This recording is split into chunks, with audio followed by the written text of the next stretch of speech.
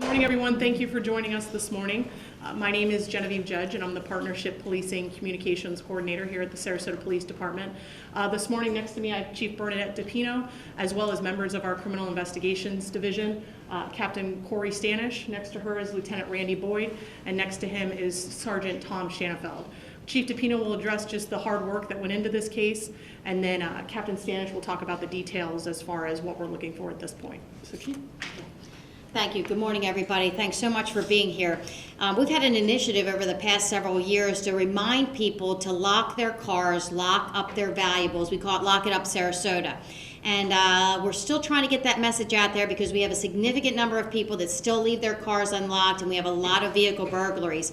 But I'm very happy that because of the partnerships we have with our community, and we actually have a special agent for the Coast Guard that cooperated with us to help us, that we were able to apprehend some suspects in the case. And we have some property, and we know there's victims out there, so we want to make this announcement to people. We're looking for people that could potentially have been victims in these kind of cases to come forward. But I'm really proud of the efforts of the Sarasota police officers that were able to apprehend these individuals and be able to identify victims in these cases. So without further ado, I'm going to turn it over to Captain Corey Stanish to give you the details. Good morning. As you know, yesterday we got a phone call. We had a special agent that was in one of our parking garages in the downtown corridor, and he saw a juvenile hiding behind a car. And the juvenile took off, and he was able to detain him, and that's how we found out there were 3 other people in the parking garage that were breaking into cars. So after our patrol officers came, they were able to apprehend the 3 people up in the parking garage, and we ended up with 4 total that were cooperative and admitted that they were car hopping is what they called it. So basically it was during the day, skipping school, and car hopping is the term, is what these people described to us as they're going around just checking door handles. And as you know, from January 1st, we've had about 45 car burglaries in the city of Sarasota. 88% of them are from unlocked vehicles. So this is what's happening, is that we're making this easy by leaving these car doors open. In this instance, this is what these kids did. So, so far, after interviewing them, we were able to find, again, typical items that are being taken out of cars: Apple iPods, money, with it be currency, car chargers, cigarettes, lighters, things like that. So we are currently working on finding exactly how many victims we have. We believe it's going to be upwards to 40 because it involves 3 parking garages that they said they had been going through in the past couple of days. So we're asking the public that if you've been at these parking garages, as we put out the BB&T Bank, Hollywood 20, and Wells Fargo in the past couple days, if you found your car rifled through or some items that you didn't think it was necessary to call, please call us. We're going to be further investigating to see if there's any other items that we're going to be able to collect and return them to the owners. And so that's what we want to send a message, that please realize how important it is to just take that 1 second to lock your car. And also, you are not bothering us. If the car's been rifled through, please report it to us. We want to know what activity is going on in our area and be able to work the cases and get the items back to owners. Do you guys? Remember, criminals are opportunists. They're looking for the easy mark. They're looking for vehicles that are left unlocked, and that includes at your house.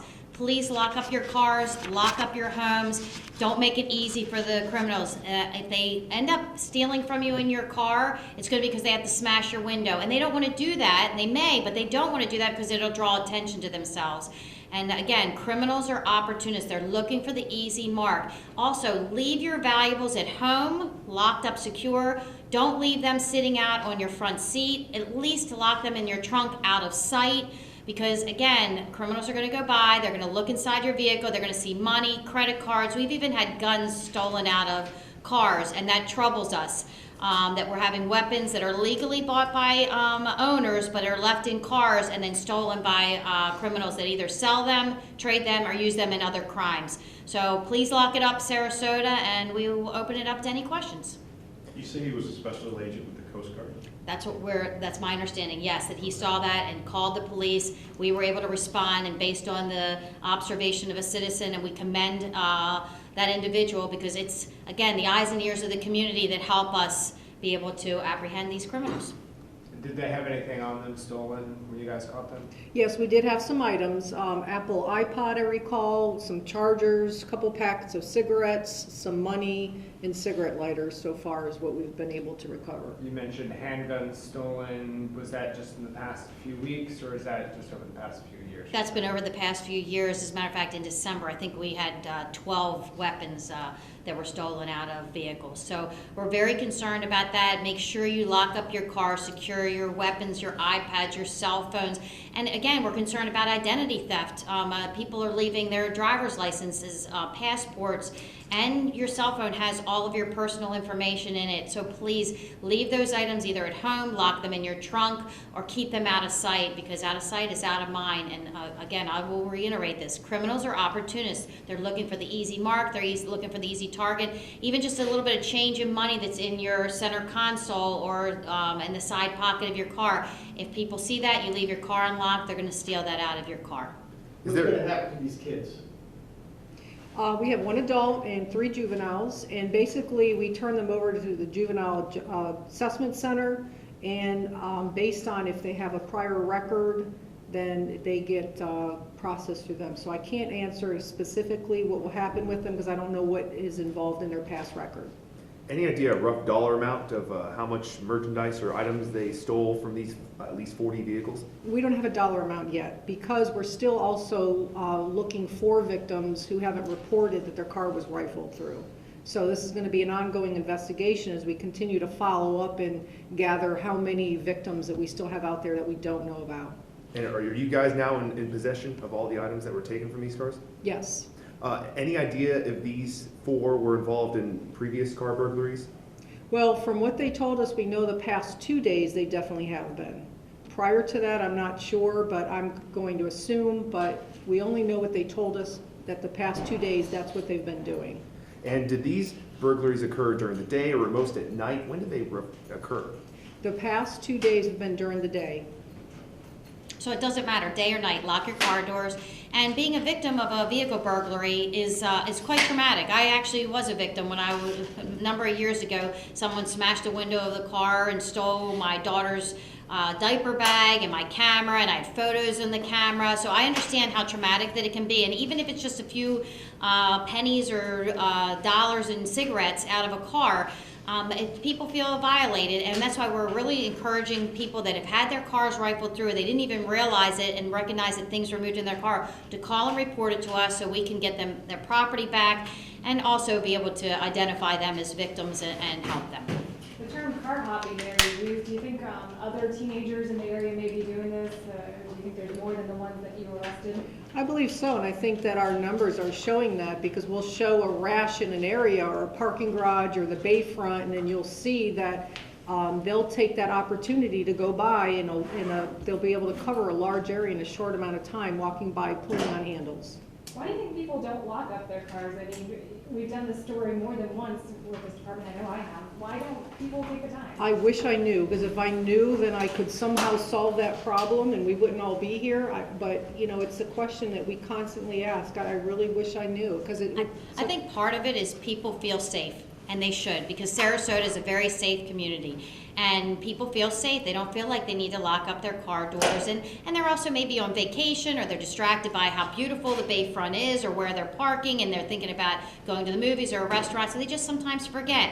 And that happens. And even people who thought they locked their doors sometimes unlock them. But this is the type of crime that's preventable through, again, proactive crime prevention with the citizens in the community. Is just lock your car door. Make sure you've locked it. Make sure that you keep your car doors locked, because what they'll do is they'll go around, they'll look for the unlocked cars, they'll look for grabbing the handles and going in to take property that's in plain sight.